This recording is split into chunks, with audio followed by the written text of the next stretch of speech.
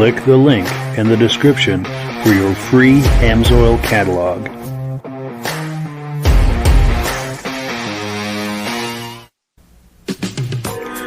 Before we get started, I'd like to give a quick shout out to some of our friends. The Eastern Snowmobile Racing Hall of Fame. Search for them on Facebook. Central Minnesota Pond Racing. Search for them on Facebook.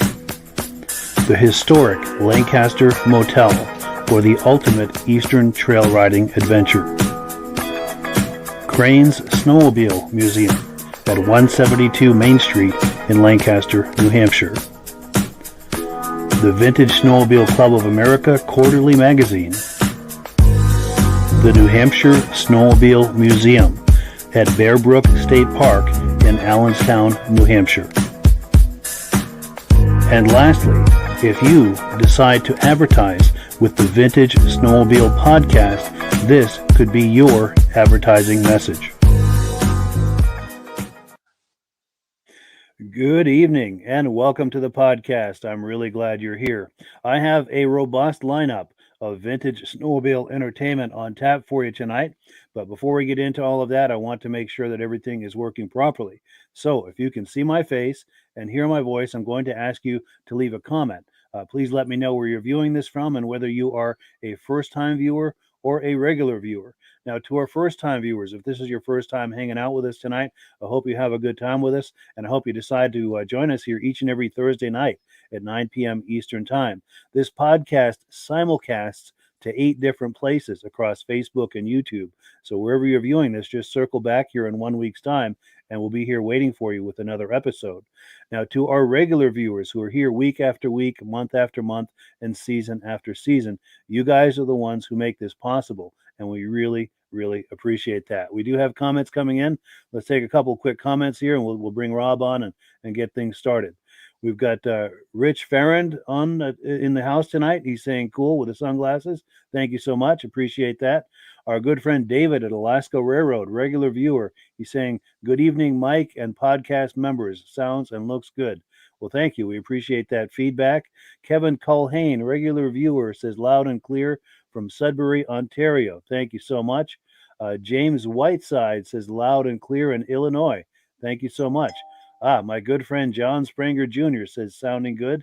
Appreciate that, John. We're working on getting John and his brother on the podcast here sometime in the not too distant future. Spencer DeLubrier, loud and clear. Good to be back. Spencer, do me a favor if you would. In a comment, leave me the name of that podcast you're doing. I'd like to give that a shout out and a plug while we're doing the podcast here. Also, our good friend Reese Fleury says loud and clear, regular viewer, Tupper Lake, New York. Appreciate that. Let's see. Someone on Facebook is saying loud and clear, regular viewer. Jim McCrae says hello. Robert Moran from Myrtle Beach, formerly from Massachusetts. Cool deal. Thank you for checking in. We appreciate that. Dave Lowry says hello, Mike from Alberta, Canada, coming in loud and clear. Dominic Kane, who's been on this podcast before, says hello from Michigan. And Jim McCrae is also saying loud and clear from Ontario, Canada. Outstanding. Well, cool. Let me switch gears here, and we'll bring Rob on and get this party in full gear here. Rob, how you doing tonight? I'm doing good. And yourself, Mike? Good. Great to see you as always. Cool deal. So I think when we spoke yesterday, I think you were saying you've seen a little snow there in Ontario already. Oh, just 10 days ago, we were 80 degrees, and then come the weekend, we seen snow on the ground in the morning. It was gone by noon hour, but winter is coming. It won't be long. Yeah, and next weekend, we have our big Toronto International Snowmobile Show. Yes, do a shameless plug for that if you would. It's one of the biggest shows in Canada. It's up by the airport right on Toronto. All the manufacturers there. It's snowmobiles and ATVs. So it's everything all in one building. If you're going to be at the show, make sure you stop around the AMSOIL booth and say hello to me and tell me you've seen us on the broadcast. Please do, yes. And if you do, I'll give you a free hat. Wonderful. Yeah, I appreciate you doing that, Rob. Yeah, you definitely want to look up Rob if you're at that show for sure. And if I'm understanding that correctly, that's modern and vintage snowmobiles, correct? They all the vintage racers have a great big display there, and then the vintage club has a great big display there. And the Snowcross has a big display there. So there's racing, vintage, and new stuff there. And all the aftermarket companies are all there too. So it's a pretty decent show. Yeah, something for everybody. It's something that takes 4 hours to go through to see. It's not a little show. That's amazing. Yeah, that's a show to see for sure. Cool deal. Well, let's see. Let's take a look at the menu here. We're on item number 1. We're going to take a look at some footage I got this past February at Crane's Snowmobile Show in Lancaster, New Hampshire. Let me get that queued up here. You ready with that Jeopardy music in case this takes a while to load? No, I'm not ready with it yet. Let's see. Hopefully we won't need it, but at least we've got that Jeopardy music standing by. Oh, I guess we won't need it. Here we go.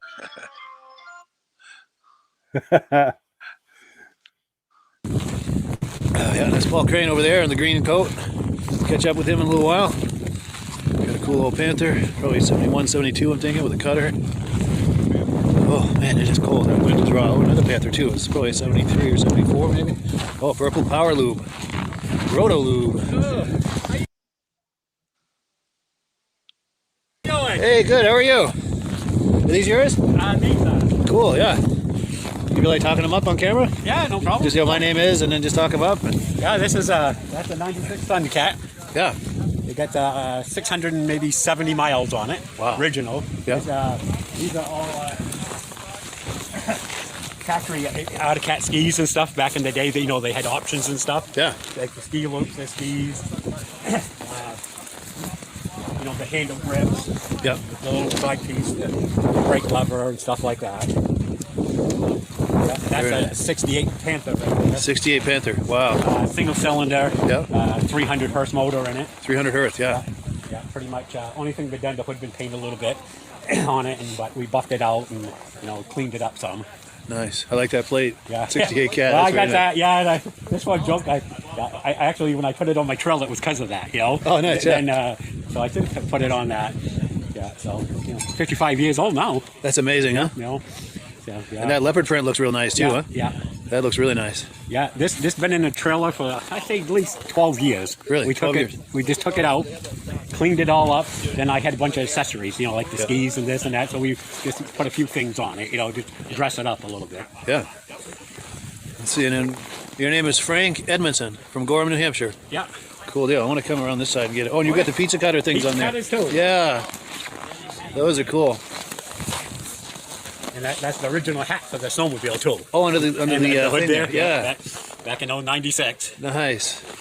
Yeah. Yeah. The Very pizza cool. cutters. That's a nice shape. I don't know if you knew, before the runners come out, that's what they had. Before the they had pizza cutters. carbines, yeah, to give them a bite in the corner. And I'm not 100% sure, but I was told many years ago, Snowjet is actually the one that comes out with the sliders. Really? How true that is, I don't know, but that's what I heard. Interesting. And like when the circle tracks, Yeah. it was all ice, so that's what they put the pizza cutters on. Give 'em an edge in the corner. When they got the groove and stuff going. Yeah. Yeah, that was the thing back in the day. That's a great idea.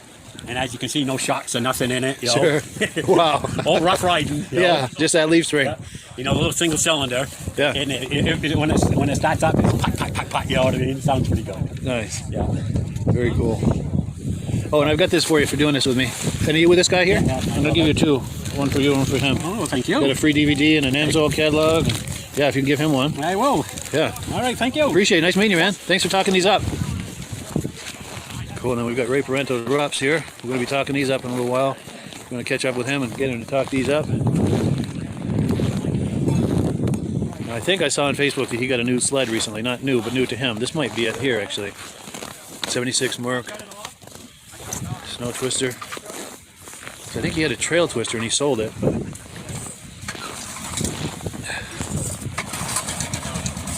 there we go.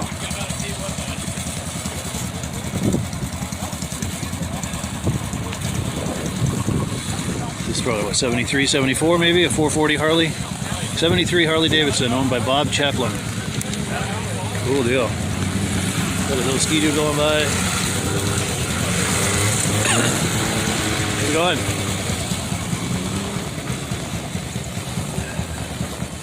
And what is this? It looks like a Snowjet hood, but I don't know. This is a 74 Yamaha owned by Neil Cedarbear. Cedarbear?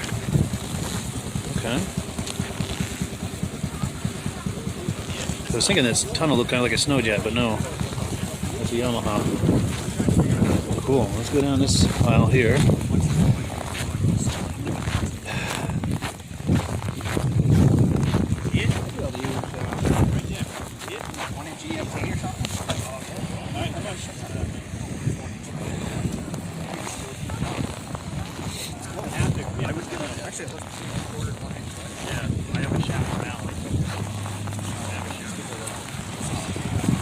How's it going? How are you? Good. Enjoying these tropical breezes? Oh, yeah. Oh, for sure. Crazy, huh? Do you have sleds here? Yeah, we rode it on new ones. Oh, nice. Sweet. We got a bunch of old ones, but Sweet. Yeah, we were gonna bring one today and decided not to. Sure. Should have brought it, but we didn't. So.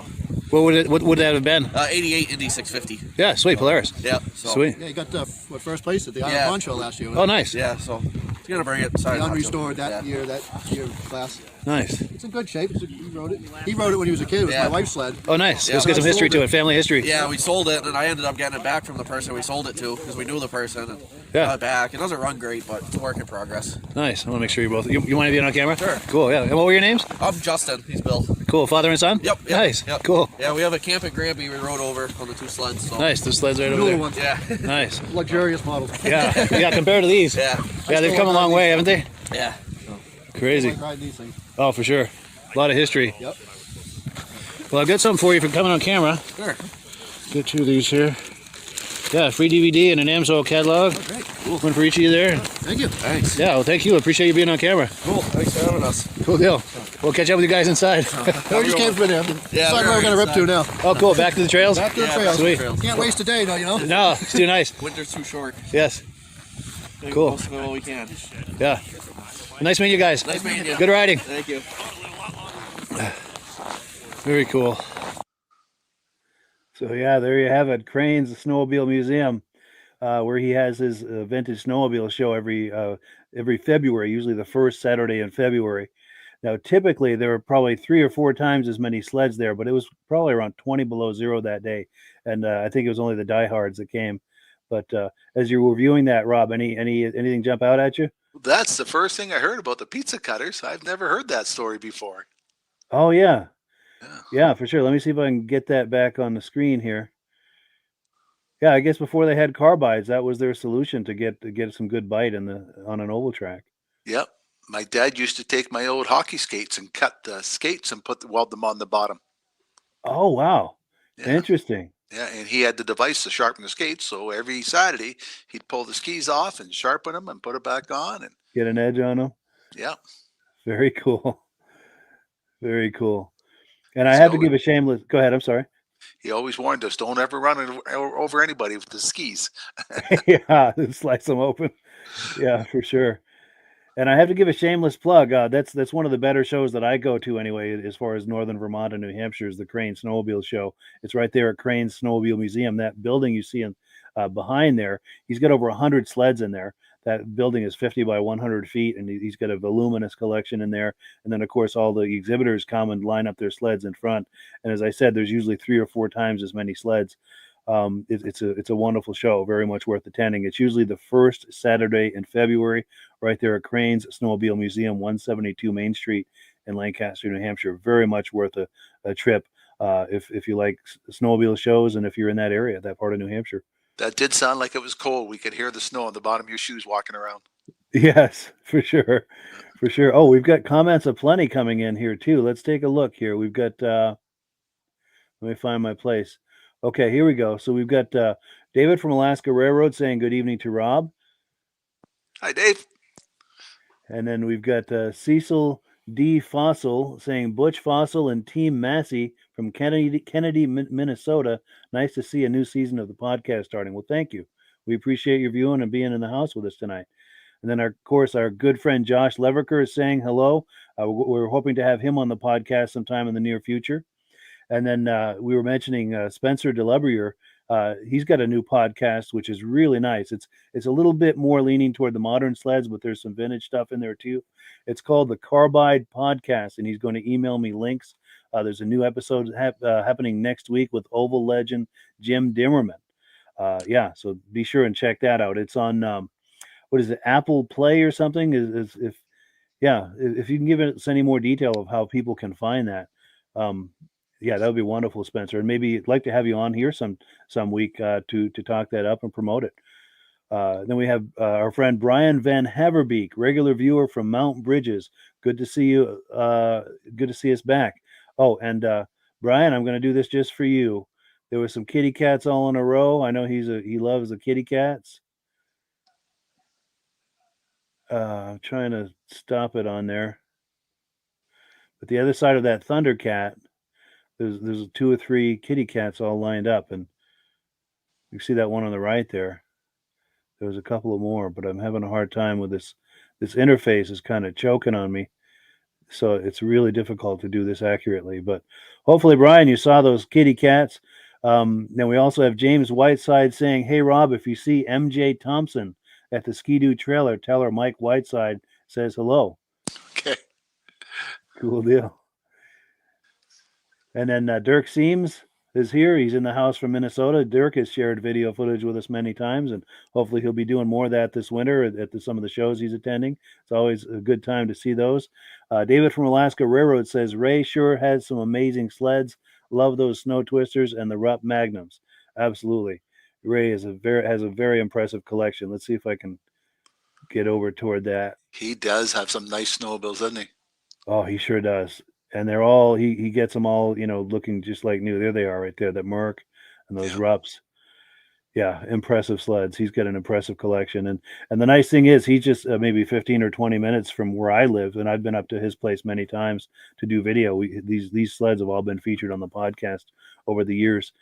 Yeah. Oh, and Dominic Kane says, I would love to get a rear engine sled. Absolutely. There's a good collection there today. Those sleds, let me see if I can get over toward those. Did you notice what was in the back of the caboose of one of them? Those antlers? That big moose antler? It looked like moose antlers. Yeah, that was cool. Yeah. And a little later in this, see the guy with the tan pants, he was talking to somebody. I know him pretty well. That's Aaron Selly. And a little later, not in this clip, but a few minutes after I did this, I had a conversation with him. He's a good friend, and he and his brother, his father, and I think some of the grandchildren have a serious collection of the early sleds like this. They have some rear engine sleds, and they have some of these, like these early cats. That most of that is the Selly collection. I'd like to have him on sometime. He pops in once in a while on the podcast, but he has a very impressive collection. And on another episode, I'll play that interview that I had with him. But yeah, he's always fun to see at these shows. And our good friend Mark Gasso says, hello, guys. Looking forward to another season. Thank you so much. Great to have you in the house. And then we've got someone on Facebook saying, great to see the Vintage Podcast. Very much appreciate that. Steve Woodward says, vintage sleds rock. They do. They rock and they roll. Absolutely. And Jim Holbrook says, I was at that show and had lunch with you. Yes, I remember that. Yeah, inside there at the little snack bar. Absolutely. And I appreciate you checking in. I appreciate you being on here. Greg Martin says, good evening, gentlemen. Good evening back. Oh, here we go. Spencer DeLabriere says Apple Podcasts and Spotify. That is where you can find that Carbide podcast. So search for it on there if you would. Also, our good friend Darren Lumby, who is a regular contributor financially to this podcast, which we very, very much appreciate that. There's a link in the description it's called a virtual tip jar, and he leaves us a virtual tip every month, and we very much appreciate that. Darren says, you guys are getting me ramped up for the snow, and I love it. Thank you. And we thank you so much, Darren. We really appreciate that. Well, cool. So let's remove this, and it's time for item number 2. Rob is going to talk to us about Amsoil. And if you're ready, Rob, I'm going to put you full screen, and sure. It's all yours.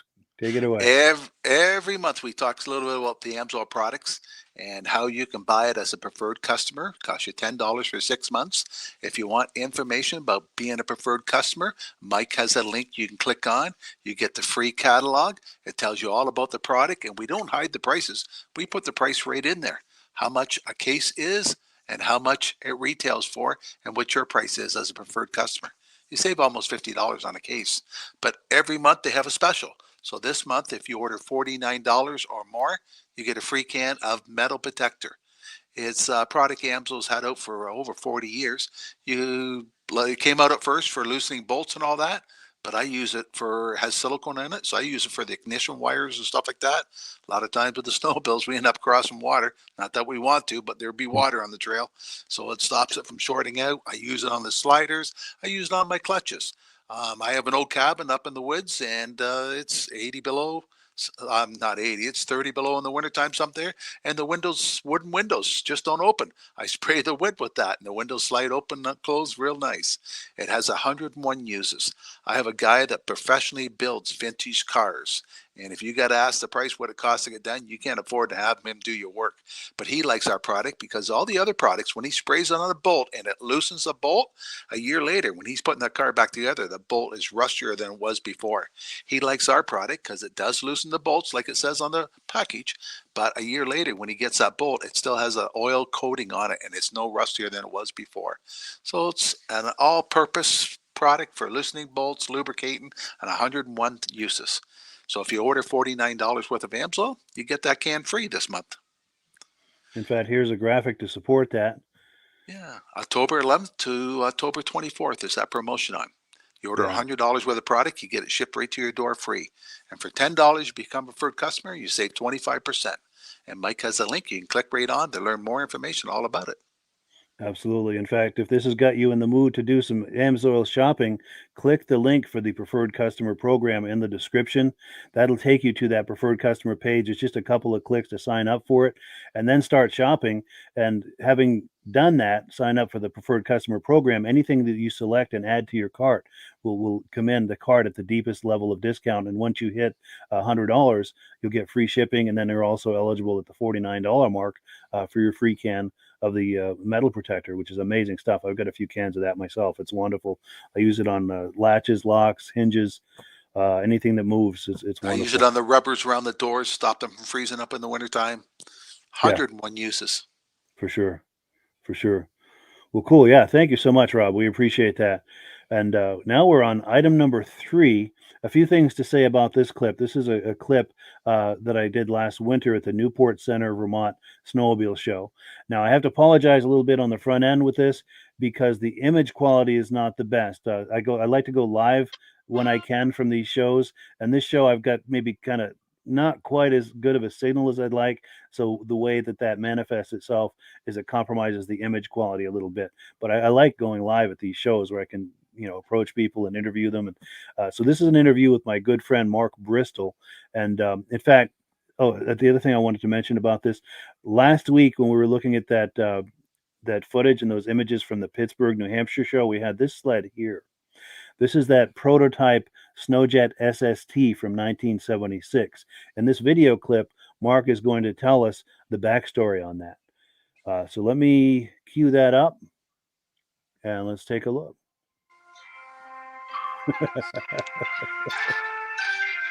Well, it turns out we need it too. Keep it rolling, don't stop. Yeah, sometimes the video clips hang and we have to wait a minute. Oh yeah, it tells me it failed, so I need to load it again. Let's try it. There we go. Tradition of putting on a vintage snowmobile show every winter. Hopefully they'll just keep doing this year after year after year, and if they do, I'll be around. I'll tell you that. They got food and so forth going over there, and some of the food and the trailer and like that have been donated by local businesses. In a minute, I'll take a look at some of the prizes they'll be giving away. But let's see if we can find someone to interview. Got a Ski-Doo coming in. But I know there's a few people here that I wanted to catch for an interview. Got some nice modern sleds over here too, by the way. But, where are they? Oh, here we go. All right, we're going to try to catch up with Mark Bristol here. Yeah, we've got Lucas and Mark Bristol over here. Yeah, I think they're trying to get away. Hey, is this a good time for an interview? To talk up some of the sleds you guys brought? No, he'll do it. He's an interview. Flip a coin. He is. He's the good one. Not much of a public speaker. No? He is. He's a better public speaker. Cool. This is father and son, by the way, Mark Bristol and Lucas Bristol. Cool, and they've got some beautiful sleds here today. Want to talk about the presidential? Yeah, let's go in on that one. Definitely, there's a great story on this. He was telling me about this earlier, and yeah, you're going to like this story. So what they did for this model, this presidential model, they built them in '74 as a trial to see how they liked them. And only members of the presidential council got them. I think there's like 150. They're all 440s. And they had the red trim on them. So they made these to get feedback on the 75-year model. And it came back that they didn't like the red. And they didn't think there was enough decals on them. So now you'll see the 75s have blue and black decals. There's no red at all. I'm gonna get on started. A shadow on it. Oh, still am. There we go. Now, if we go back a little, the Presidential Council you're talking about, is that part of the organization at Snowjet that you're talking about? Okay. Yeah. Snowjet. Yeah. Oh yes. Continue. Yeah. Continue with the story. Yeah, that's pretty much it. I mean, they're free air. 40s. Nobody really knows how many was made, but I'm hearing like 166. I don't know. That is very cool. Yeah, so the red, you won't see them very often, the red. Yeah, that's pretty rare to see. Very cool. Very cool. And then over here, we've got that sled that was raced by Steve Fenoff. Do you feel like talking that up? And Luke knows more about that one than I do. I do know it one. you don't want to come in? No. No? Okay. Oh, there he is. That's something he knows more than I do. But Steve Fenoff raced it. Yeah. Let's go in a little closer. I think he actually won the Kilkenny Cup with him. Yeah, go ahead.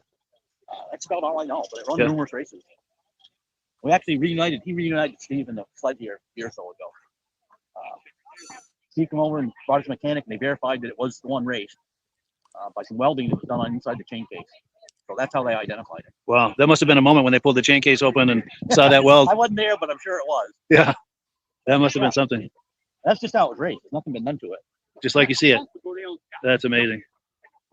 And let's see what the plaque says. This is Steve Fenoff's race sled when he drove for Calkins Cat. He raced in the USSA division in '71, winning numerous races throughout the East. Yeah, he's a legendary racer for sure. And he was inducted into the Eastern Snowmobile Racing Hall of Fame, I think 2021, if I'm not mistaken. Yeah, that's where they reunited Steve in the sled. Yes, in front of Cranes. Yeah. Crane. Yeah, there's an image of that. In fact, I'll pop that on the screen when I edit this. Yeah, I think there's a picture of the Kilkenny Cup with it as well. Sweet. But yeah, there's a lot of history there. Yeah, there's some serious history sitting there, for sure. Then a little further down the line, you've got a Puma, right? Oh, yeah.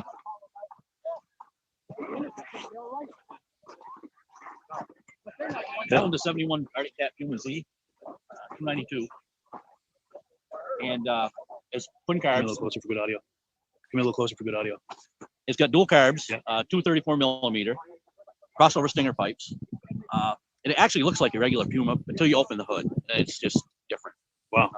They made 96 of them. 96. 96 total. Real limited edition. Yep. Are we able to open the hood, or is that something Sure. that's And the only thing you'll find C on this, on the name tag, on the plate. That's the only place. interesting? So I think they were kind of trying to hide it a little bit. Sure. The expression is the greater part of valor. Is that trying to come around this side here? Sweet. So what are we looking at here? So you got dual carbs there. Yep. Crossover pipes, stinger pipes. So it was actually made for racing. Has it seen combat on the track? Or? Not with me. No. And Nope. how long have you had it? I probably had it 4 or 5 years. Yeah. Sweet. I actually found it in Maine. Maine. Yeah. Nice. It actually sounds really good too. Sweet. See if it starts. Yeah. Let me back up a little. Give you some room here. Sure.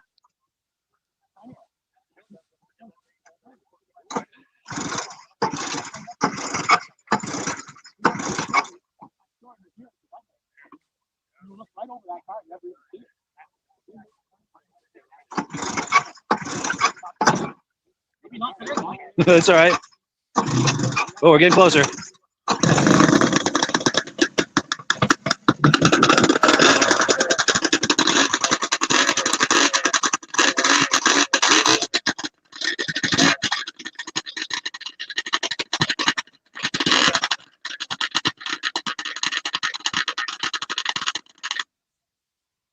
Yeah, that's got an amazing sound to it, doesn't it? Gotta love that. Yeah, that's very cool, man. Very, very cool. Well, cool. Anything else we can think of to say about it? Or? I think that's about it. Yeah. Well, cool. I appreciate it, Mark. Yeah, no problem. Nice talking to you. Yeah. Oh, one last thing. Mark Bristol owns Performance Powder Coating. Do you feel like doing a shameless plug for your business? Sure. We're in the Fairbanks Scale building in St. Johnsbury. We powder coat a lot of snowmobile parts too. I do a lot for my buddy Ray, who's sleds are right next to me. But yeah, we can do anything, any color. Yeah. Nice. Do you want to show some of the parts on here that have been powder coated, just to give people a sense of what can be done? I don't know if I've done any on it. I haven't done any on that. Yeah, because this is fairly new to him.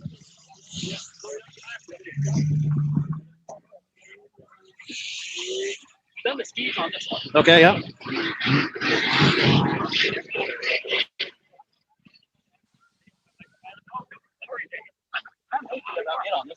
Yeah. This one's Ray just got this. So we haven't done enough of that. Sure. Now, on your other sleds that are here, are there examples of things you powder coated? There isn't. Okay. But I brought my drifter. I've done a lot on that one. Yes. But no, not really on that one. Sure. Because Luke's is unrestored. Okay. The snow jet's unrestored. Sure. What are some of the common parts that a snowmobiler will send to you for powder coating? Handlebars, skis, a lot of skis. Rab rail on the back. And things like that. Belt guards. Sure. That type of stuff. And what is their intention with that? To give a protective coating or the appearance of it or both? Or both, yeah. And it is better than paint. More durable. It's baked on. It's a baked on finish. Sure. Much more durable. Yeah. It withstand more abuse. Right. And it's a nice finished appearance too. A real smooth look. It can be any color too as well. Many colors, candy colors. We can match about anything. Nice. Race car chassis, we do a lot of them. Sure. And for people who may not be here in Newport, we're thinking maybe to ship something. People ship things to you and you ship them back, sure. powder coated. Yeah. Yeah. Nice. Yeah. And it's Performance Powder Coating, St. Johnsbury, Vermont. Is there a good phone number in case someone wants to call you? 802-535-5096. Wonderful. We have Facebook and a website also. So just look for Performance Powder Coating, Right. St. J. Vermont, St. Johnsbury, Vermont. Yeah. If you go to our Facebook page, you can actually go on there and fill out a form electronically, what you got, what you want done to it, and just send it to us. And you can get back to them with a quote. Yeah. Wonderful. Yeah. Cool deal. Yeah. Well, yeah, I appreciate that, Mark. All right. Thank Yeah, you. and if you're viewing, Mark's a good friend of mine. He's a vintage snowmobile lover. And if you like vintage snowmobiles, he's the guy to send your parts to. Yeah, we'll take care of it. For sure. And if you do, tell him you saw him on the podcast, on the Yeah, Vintage that would be Snowmobile great. Podcast. Be sure to mention that. Cool deal. All right. Thank you. I appreciate it. Sure. So we got like a Everest coming in? No, it's Blizzard maybe. Yeah, I think it's a Blizzard. But the front end looks a little like an Everest too. I don't know. One or the other. Yeah. Cool deal. Well, cool. Yeah, I'm going to see if I can catch up with Reggie Field. He's right over there. I'm going to see if I can narrow him away from. Well, cool. Yeah, get him. Yes. Well, thank you, Mark. I appreciate it. Cool. Yeah. So thanks to my good friend Mark Bristol for that interview. What were your thoughts on that story about that SST, that snowjet? Oh, that's the first time I heard that story. That's quite a different story. Yeah, for sure. Who owned Snowjet? I don't remember. I know they were bought by Kawasaki eventually, but I don't know. Was that a Canadian company? Don't know. I'm not sure. But that cat did sound good with those crossover pipes. That was It a sure different did. sound to it. Definitely. And we're going to get a closer look at that a little later in the podcast too. In fact, before we get to that, I wanted to pop that image of that SST because I know that Yeah. was kind of a grainy, that video was very grainy and I apologize for that. But yeah, that's that SST right there. Yeah. And you'd never know it was a limited edition slick race machine they were going to come out with. Yeah, It's one of their sleepers. for sure. And then of course, those RUPs we were just looking at, those are the same RUPs that were at the Lancaster show. Because those two guys are good friends, and the three of us are good friends as well. So we see each other at all the shows, and yeah. which is real cool. And we're going to take a closer look. In fact, let me pop the card up, the menu. If you look at item number 5, Mark sent me some footage of him powder coating, or one of the people in his shop powder coating a tunnel for a Polaris TX, showing how they do that, which is really cool. And then item number 7, he's going to show us that Kawasaki drifter that has a lot of powder coated parts on it, and then we're going to take another closer look at that Puma, or that Lynx. I'm sorry, that Lynx, and it'll be much better quality of an image to look at. But we do have comments coming in. Okay. Oh, my good friend Mary Seguin's in the house tonight. Thank you, Mary. We'd love to hear engine sounds and differences between them. Yeah, excellent idea on that. And in fact, since we've got that queued up, let's play him starting that engine one last time here for Mary.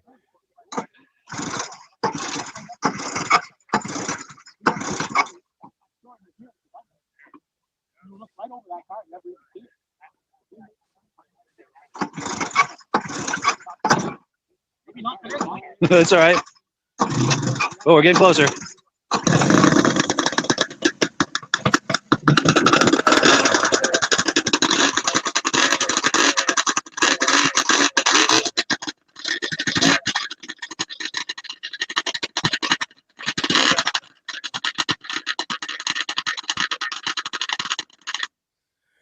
Yeah, there you have it. I like how those stinger pipes make that crackling sound.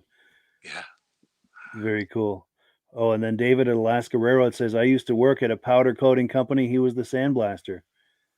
Cool deal. Cool deal. Well, yeah, let me remove this from the screen here and get back to where we need to be. We're on item number 4. Now, about a year ago, I did an interview with Charlie Valier. Now, Charlie is with the Top of the Lakes Snowmobile Museum in Nobbinway, Michigan, and we went on for over an hour. But I've got a clip tonight of that, just maybe like a 5-minute clip. Let's take a look at that and see what things are like over at the Top of the Lakes Snowmobile Museum in Nobbinway, Michigan.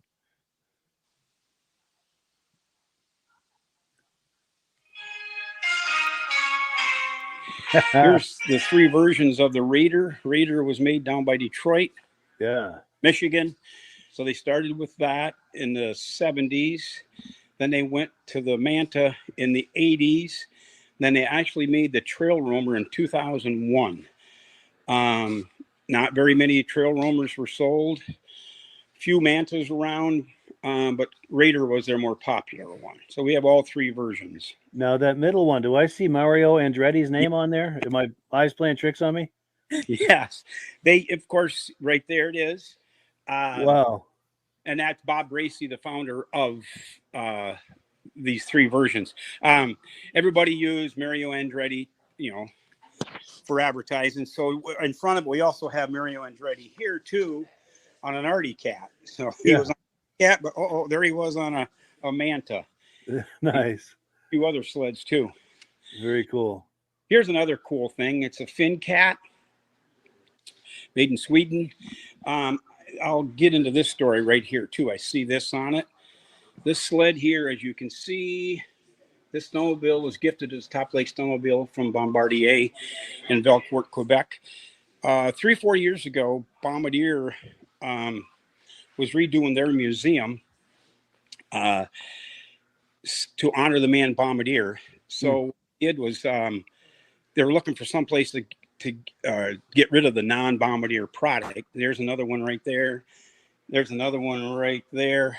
Back on that story. Okay, so they were going to redoing their museum in Velcourt, Quebec. They were looking for somewhere to get rid of these 33 sleds. We emailed them and told them, yes, we'd be interested. They emailed back and said, sorry, we'd rather give them to somebody in Canada. So we kind of forgot about it. Yeah. A year later, they emailed us back and said, want to know if we were still interested in these 33, the way they said it, unique sleds. So of course we said yes. We have a 10-person board here. Went to our board and we agreed to accept the 33 sleds. There is a contract written up about it. It was probably a 6-month contract, back and forth, but we got 33 sleds from Bombardier. They chose this museum to give 33 sleds to. So that's very cool. Yes, we're patting our honor, yeah. So what was the rest of that story? Anyway, we got 33 sleds from them. They're scattered throughout. Oh, that's what I was going to say. Some of these sleds we wouldn't be able to have, like this Finn Cat. It came from them. There's no way we'd be able to have that sled here if it wouldn't have been for Bombardier donated. And here's another kind of cool, this Okaba. We'd never be able to have something like that here, but another one. Oh, yeah. Part of the agreement was that anything that came from Bombardier had to have that symbol on the oval on the front of it. That's their wording and everything. Sure. They wanted, it's part of the contract we had. Yeah. Anyway, here's a cool tent made in down in Michigan by Lansing. It was called a Carefree. It was, you pulled it on a sleigh. It was a pop-up. It all fit right inside of this. It folded up down just like a pop-up camper would be. Wow. For ice fishing, probably? For ice fishing or camping. We have the version. You can, there's a little, we've got a mannequin and a little kid sitting there fishing. Yeah. So now we're back into the, so when we got the 33 sleds from Bombardier, we had to put on this edition. So we actually called it the Bombardier Edition. So this was added on about 4 or 5 years ago. Sure. Well, cool. In the Yeah. Thank you. 70s. Thank you to Charlie for giving us a tour of that museum. And there's a whole hour of that. If you search on our YouTube channel, you'll find that. There are links to it in the description. But anything in there catch your eye, Rob? Was that a twin track machine? It was hard to tell the front. It looked like 2 rubber tracks on it. That fin cat. Bombardier. Yeah, I'm assuming that's a kind of like a skid-steered twin track kind of experience. Yeah, it looks like 2 rubber tracks. There's no ski. Yeah. So it would have a brake. You hit a brake and it would turn. Yeah, that must be kind of like a skid steer kind of an arrangement. Yes. Yeah, very interesting. That's definitely on my bucket list. I'd like to visit that museum at some point. We're going there February 20th. We're going to be there. Oh, yeah, wonderful. Yeah. If you think of it, if you're able to swing your cell phone camera around and get a little footage of that, we'd love to see it. You know what? That weekend, they close the museum at 5 o'clock at night. And we're not done at the races till 6. Oh, wow. You think they keep it open till 9 o'clock at night for anybody leaving the races? They go to the museum, but yeah, that's too bad. So we're hoping to maybe get there Thursday in the afternoon before we set the booth up. Oh, that would be cool. Yeah, that we can get in there and look around. And yeah, that's definitely something you'd want to see. Yeah. Oh, here we go. Our good friend Mark Sperandio. I'm sorry, I'm mispronouncing that. He's saying welcome back from Connecticut. He's a regular viewer. And then James Whiteside is saying, hey guys, I'm just curious. Do you guys own newer sleds? And if you do, what model do you ride? I'll let you answer that first, Rob. I like my vintage ones. My Arctic EXT 550, that's my favorite machine to drive. It's a 1982. But when I go for trail runs a lot of times, I have a Skidoo, 670 Skidoo with 1999 because it has that arc suspension. And Skidoo didn't buy that rights. They went for the C10 instead, but I like that arc.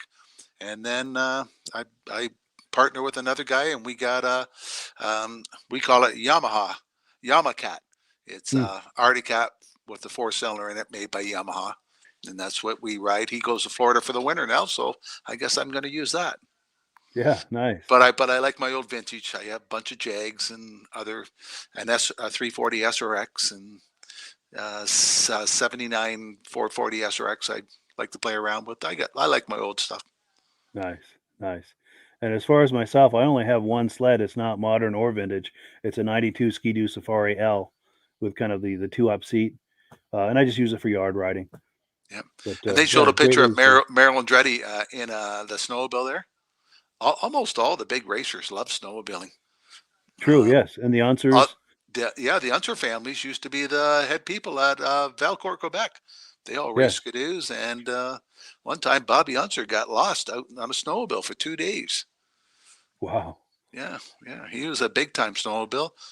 Tony Stewart, he was a big-time snowmobiler too. Yeah, that's wild. Oh, and of course, Villeneuve. Yeah, he went from snowmobile racing to Formula One, and yes, and I think he had brothers and sons, nephews in it. And yep, I'm not sure quite exactly how that works, but yeah, that's a big racing family as well. I raced against both of them when I raced. No kidding. Yeah. Very cool. Any quick anecdotes about those experiences? Or I still got scars on my leg from Villeneuve. No matter what he did, he went by you. Didn't matter if he run you over or not. Sure. Driven to win. Yeah, he won a lot of races. Yeah. A lot of races, yeah. I've seen them one time. He was on crutches. They carried him out and put him on his twin track machine. He couldn't walk. Both of his legs were bad. He carried him out, put him on his machine, and he still won the race. That's impressive. That's the spirit. Yeah. That is the spirit. That is cool. Well, cool. So we are on item number 5, and as promised, we're going to take a look at some footage Mark Bristol sent me, and this is going to be of a Polaris TX tunnel being powder coated. So let's take a look. And I have to apologize. The audio on this is not the best.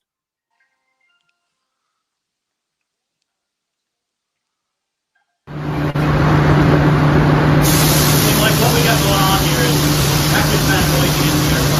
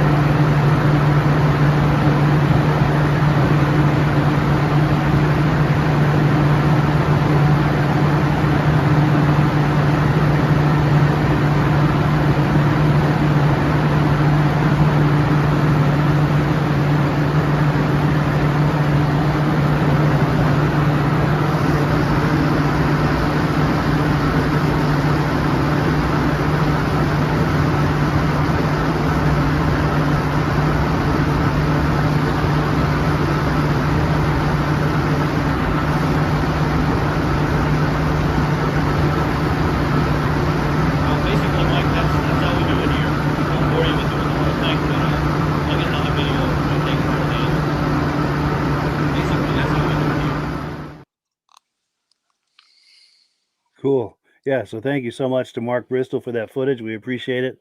It's cool to see how that works. And I imagine once they finish spraying that, it goes into an oven for I don't know how long, but then it comes out with that hard protective baked on finish.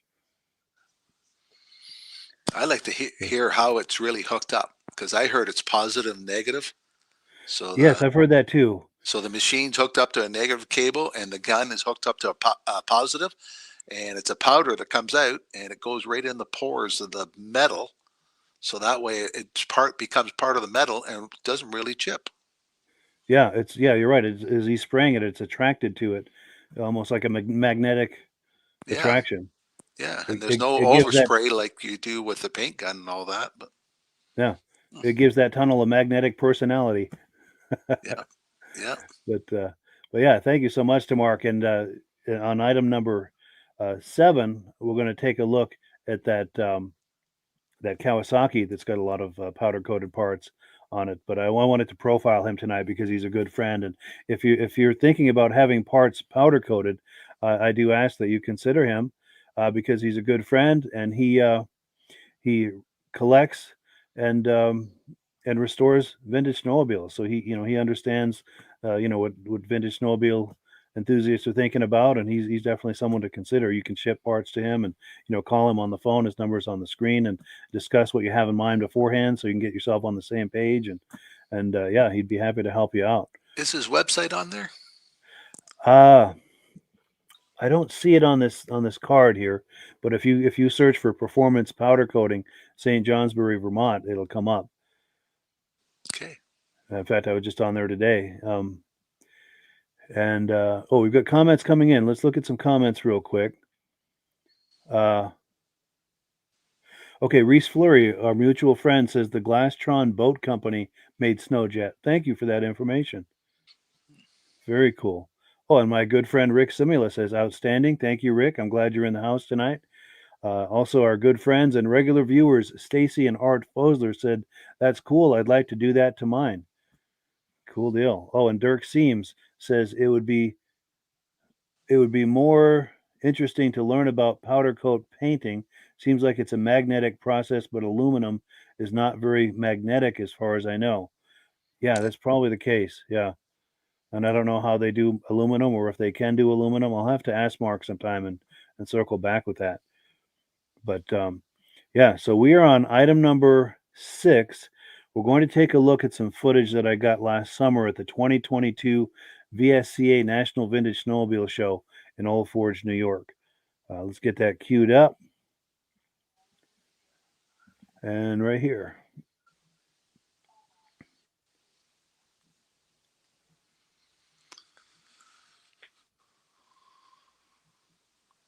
Okay, so we are about to go into the main building. Look at this crazy race sled here. Now this belongs to Kevin Coombs from Manlius, New York. It's a 1995 ice drag.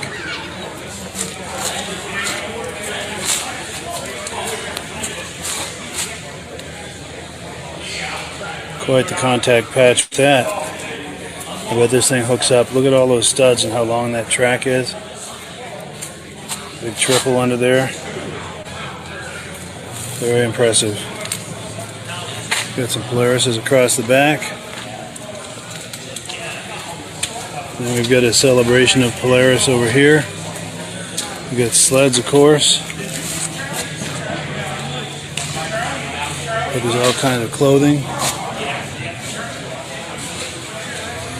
Clothing, hats. Oh, so these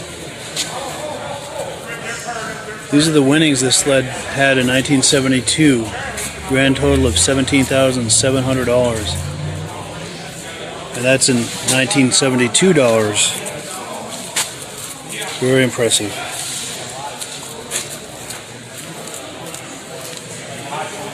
So these tables are a celebration of all things Polaris.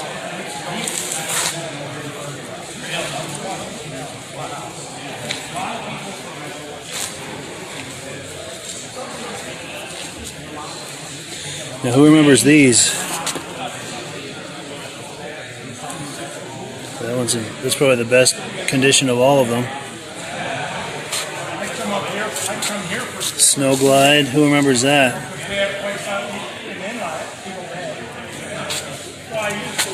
Polaris watches.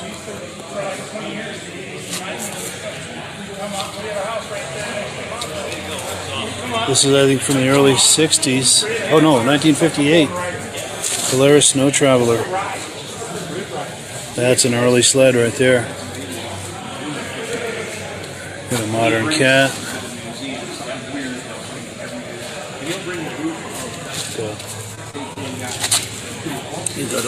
Cool. And it's looking good.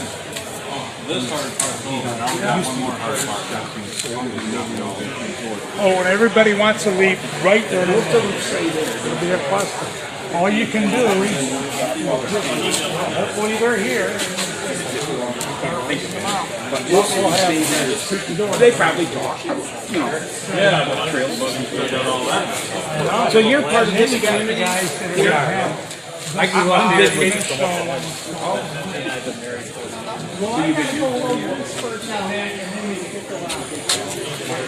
Hey Doug, how you doing, baby?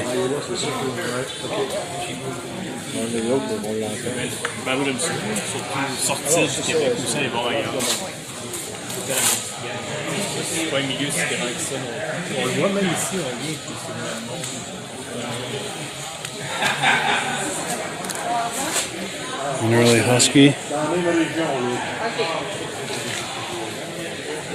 A tiger. I've seen images of these. I don't know that I've ever seen one in person. Interesting the way that steering is set up. This is a 1970 Tiger, owned by Pierre Pellerin. He's up in Quebec. Yeah, I don't think I've ever seen one of these in person. I have seen images of them. Go cat. Now check this out. We've got a turntable in here with a little skipper.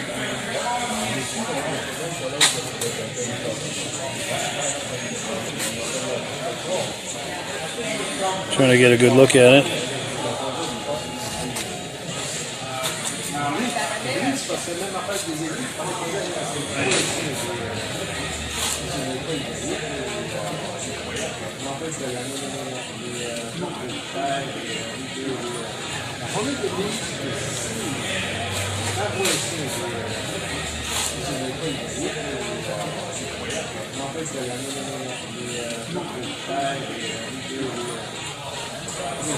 A lot of images of early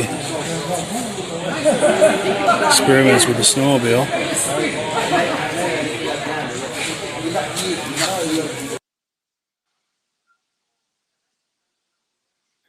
So yeah, Old Forge, New York, last June, I think it was, late last June.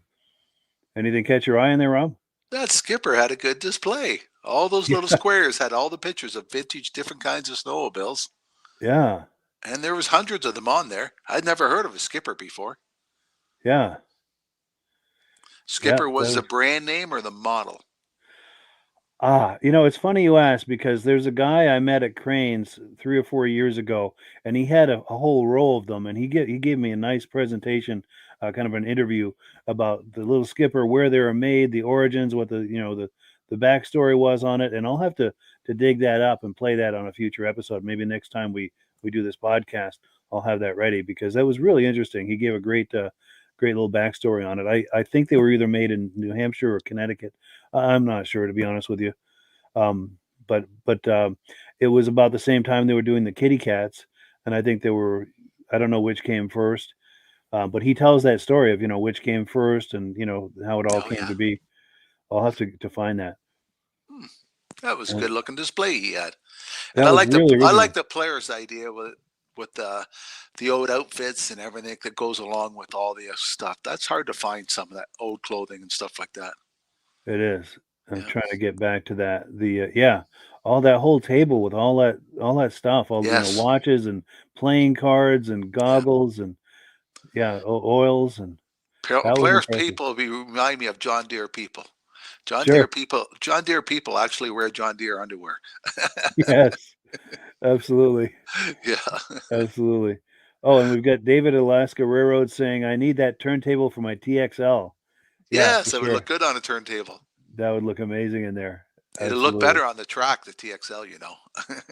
Yes. They were good oval racers. Yes. Oh, and so actually, I'm getting ahead of myself. So we're on item number 7. We're going to take a look at those sleds from Mark Bristol, but I meant to show these images during the powder coated. This is a Snowjet Thunderjet project he's got going on, and this is of course the powder coated tunnel and the chassis and everything that they did there at their shop, and Nice. skis and random parts,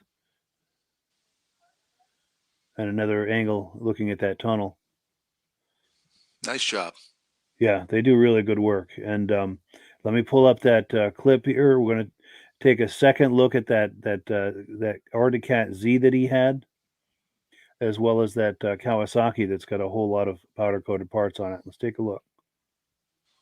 Mark Bristol, I'm from Kirby, Vermont. We're at Phil Bell's place in Bethlehem, New Hampshire at Snowmobile Show. And this here is my 71 Arctic Cat Z. Has a Kawasaki 292 engine, dual carbs, crossover stingers, and it's made for racing. The beauty part is it's been fully restored, and they only made 96 of them. 96. So this is one out of the 96. Who knows how many are left? Yeah. And underneath, got the dual carb cat pack on, crossover stinger pipes, aluminum chassis for lightweight. Yeah. It only comes with a tack, no speedometer. That's all been re-chromed, seats, everything's been redone on this thing. Every nut and bolt. Beautiful. Yeah, that's nice. And cool. What do we got over here? This one here's I just finished this one up. It's a 1980 Kawasaki Drifter, free air, 1 year sled. And originally it was blue, but I thought it'd be kind of fun to just do it a Kawasaki green. Yeah. Put some grips on it and customize the seat. Yeah, I like those pinstripes. It was actually a fun project. I mean, most of it's powder coated, all the steel. Handlebars are powder coated, skis are powder coated. Most of it in here is powder coated. Anything that's steel, belt guard, air breather cover, high temp black on the muffler, hood hinge. So this thing is totally taken apart. Every nut and bolt. Either the stainless hardware on it or we've powder coated it. And you're a powder coater by day, if I understand. Yes, I am. Cool. If you want to do a shameless plug on that. Oh yeah, Performance Powder Coating, located in St. Johnsbury, Vermont. We do a lot. Anything metal can be powder coated, and it comes in many textures, colors, you name it, we can do it as long as it's metal. Nice. And our oven is 8x8 by 15, so we can do like race car chassis and stuff like that. Wonderful. I think we're one of the biggest ovens in the state. Yeah. So, And if somebody's thinking about maybe shipping snowmobile parts to you for powder coating, can you accommodate somebody like that? we can do that. We've Nice. done that before. Yeah, nice. So that's a common thing for you. We've actually, the furthest we've shipped was somewhere in Greenland. Yeah. It wasn't snowmobile parts, but it was a part that was built locally and had to go there. Sure. And what are some of the typical parts that they'll send you for powder coating? Well, some of the cool stuff is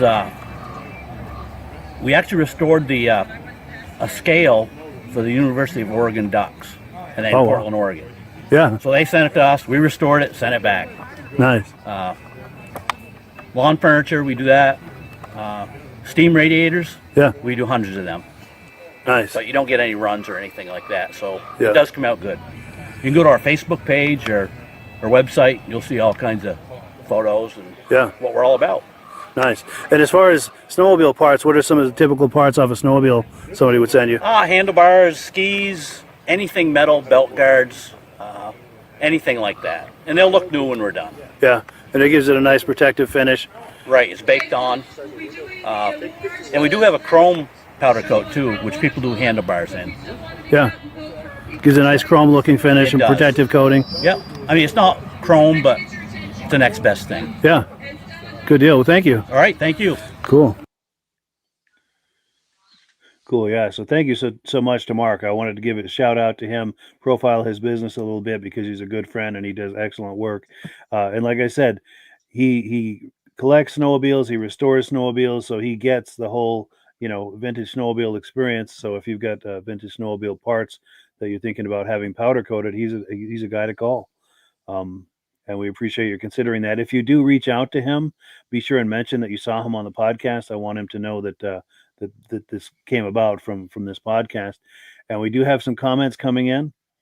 My good friend John Springer Jr. says, another awesome show. Said Mike gets fired up for the snow season. Gets us fired up. Okay, cool deal. Cool deal. And then also our friend Dirk Seams says, thanks for the great show, Mike. Appreciate that. And then our mutual friend Reese Fleury says, great show, guys. See you next week.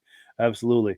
In fact, I have to say something about that. I'm going to be traveling here the next couple of weeks, so I'm going to be doing replays, but not to worry at all. There'll be something in this time slot coming up next week, so not to worry. There'll be something here for you when you tune in. But I hope to be back here beginning of November for some new episodes. Any final thoughts, Rob, before we wrap it up? I'm just looking at all of his powder coat and stuff. He's got some neat stuff on that page, powder coats. Oh, nice. Yes. Yes. It's a good site to see. Look up what he's done and what's available to do. Yeah. Somebody's gas can for the back of a Jeep and lots of stuff. Nice. Good show and great snowmobiles on there tonight, Mike. It's Yes, nice thank to you see so much. stuff that I've never seen before. For sure. And I'll try to get that little skipper presentation that we were talking about, because that was interesting. He did a great job talking those up. Oh, and we've got another comment come in. Let's see. Yes, David from Alaska Railroad says, great show. Thank you so much for tuning in. Oh, David, by the way, I don't know if you had a chance to see the Muscle Car podcast from last night, but we had a Monte Carlo on there that you want to take a look at.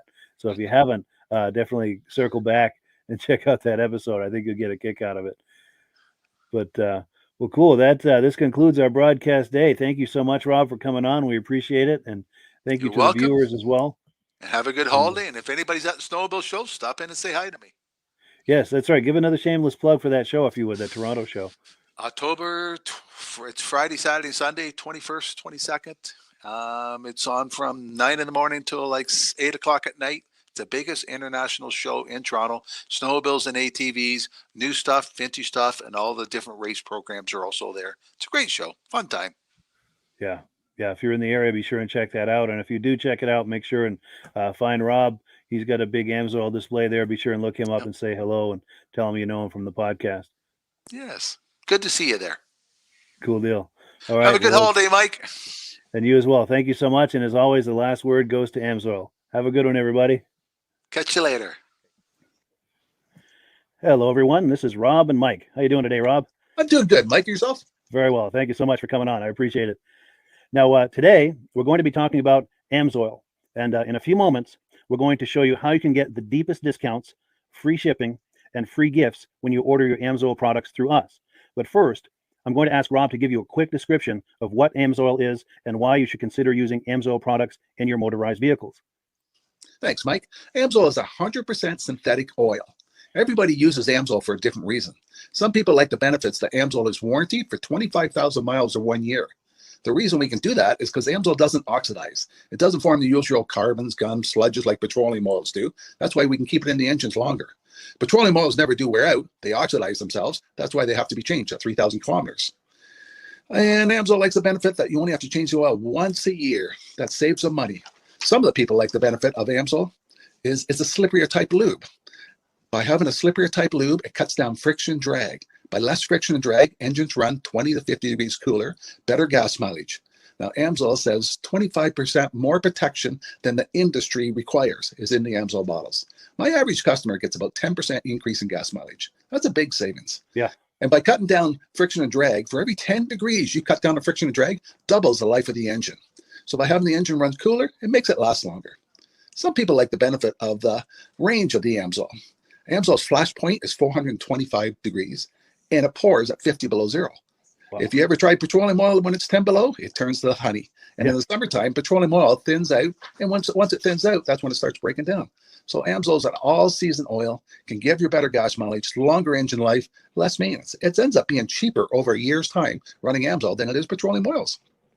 That's amazing. That's amazing. And Amsol is available for pretty much any motorized vehicle, anything from lawn equipment, cars, trucks, boats, ATVs, motorcycles, snowmobiles. Yep. And a lot of people phone me up and say, well, what's the benefit of our gear loop? Exactly what I told you about the engine oil. It pours in cold weather, it runs cooler, makes the equipment last longer.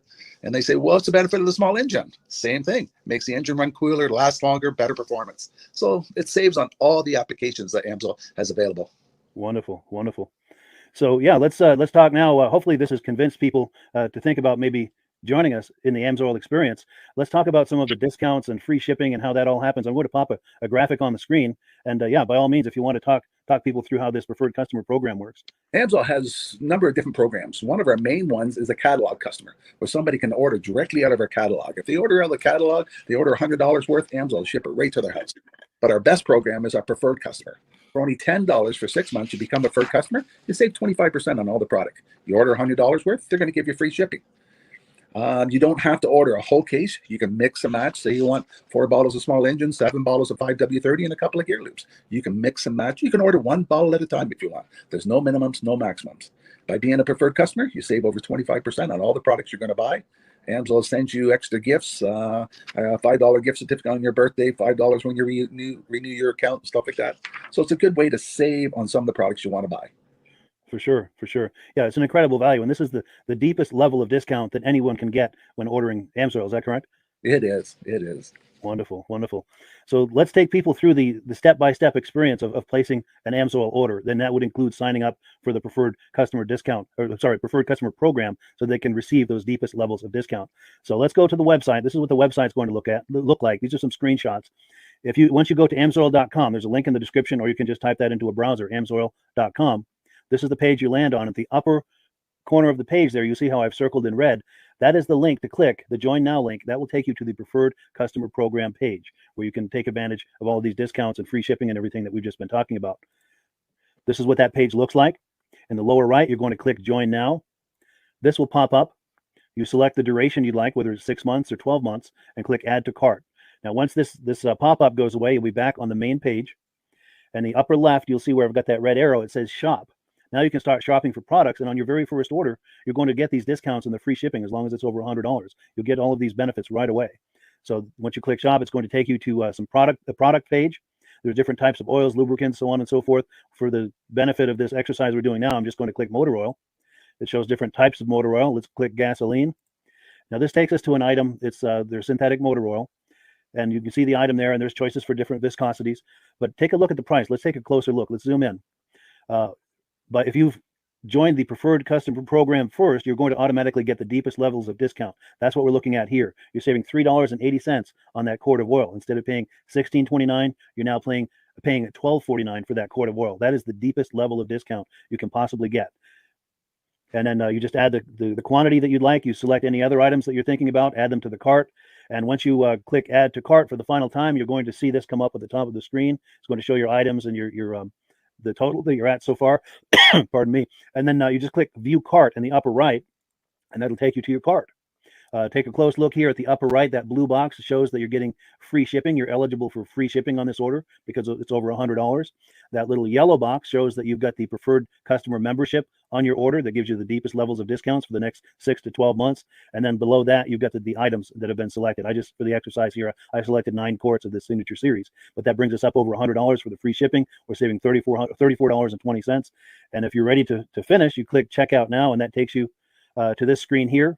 If you haven't signed up with an Amsol account at this point, just click in the lower right to create an account, create a new account. It's going to ask you for some basic information, name, and those types of things. Now let's take a closer look. You'll see this gray shaded box. This is a very important box. This is going to ask you if someone has referred you to Amsol. And if so, please enter my name. My name is Mike LaPierre. It's spelled right there on the screen for the correct spelling. And also the referral number, 304-555-94. That's how you make sure that Rob and I get credit for this. Now, in the interest of full disclosure, I have signed up for Amsol under Rob. So when you order using this referral number, Rob and I both benefit. So if you enjoy these podcasts that we're doing, this is a wonderful way to support the podcast, because when you order using this referral number, Rob and I both benefit, and the commissions I make go directly toward offsetting the cost of doing these podcasts. So I thank you in advance for that, for using my referral number. I very much appreciate it. And once you've done that, you just go into the next screen to enter your payment information, and you're done. Now, once you've placed your order that's over $100, and that order includes your AMSOIL Preferred Customer Program, you are now eligible to get a free DVD from myself. Now, this is going to be either a muscle car DVD or a vintage snowmobile DVD. Use the email address on the screen, wkspodcasts@gmail.com. Send me an email. Let me know which DVD you would like me to send you, the muscle car or the vintage snowmobile DVD, and I'll get that right out to you. As you're typing in that email, in the subject line, be sure and type in capital letters "free DVD requests," so it stands out as I'm checking my email, and we'll get that right out to you. So I guess the last thing, Rob, that we wanted to talk about is if someone is considering AMSOIL as a business opportunity. Yes. If anybody has a retail or a commercial account and they would like to buy directly from AMSOIL, just send Mike a line. He'll show you how to set up, and you can buy directly from AMSOIL. But if you are interested in starting your own part-time business, a part-time business that can grow into a full-time income, Mike and I will show you the AMSOIL marketing plan. AMSOIL has a large selection of products that cover almost every application. So it doesn't matter if you're into snowmobile, boating, or ATVing, or hot rods. We have an oil for every application. It's a fun type business that's I really enjoy doing. Where else can I go and have fun and make money doing it? And Mike and I are here to help you all the way along. If you need any help on how to promote or to find new accounts, we're here to help you. For sure. So when you sign up under that number, this 304-555-94, you're getting Rob and I as a team. Now, Rob has been doing AMSOIL for 40 years. Can you believe that? 40 years. So he knows every aspect of this business, and he knows all of the ins and outs of the products. So he'll be able to help you with any kind of product questions or any kind of questions to show you the different business models that you can do with AMSOIL. And then the other thing that you get when you sign up under me is I've got a strong background in social media. So if you need some coaching on how to generate AMSOIL leads using Facebook and YouTube, I'm happy to coach you with that when you sign up under Rob and I.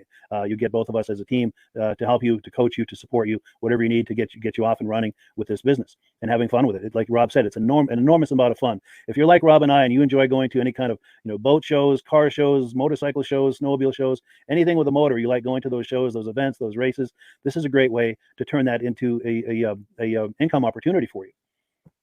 Yes. And just by wearing my AMSOIL hat at one of these events, people come up and ask me about AMSOIL. People don't know where to buy it, and I'm there to help them, show them where they can buy the product. Perfect. Well, cool. Well, this is great. Any final thoughts, Rob, before we wrap it up? AMSOIL's a fun business. AMSOIL's been around since 1968. It was the first synthetic oil to be AI approved. Wow. Yeah. That's amazing. And that's very early in the game too, isn't it? Yes. For sure. Well, good. Well, thank you so much, everyone, for viewing. Hopefully, we've gotten you excited as we are about the AMSOIL products. We'd love it if you could join us either as someone who uses the AMSOIL products or to join the AMSOIL team as a business opportunity. And we thank you so much for viewing. Have a great day. You have a good day.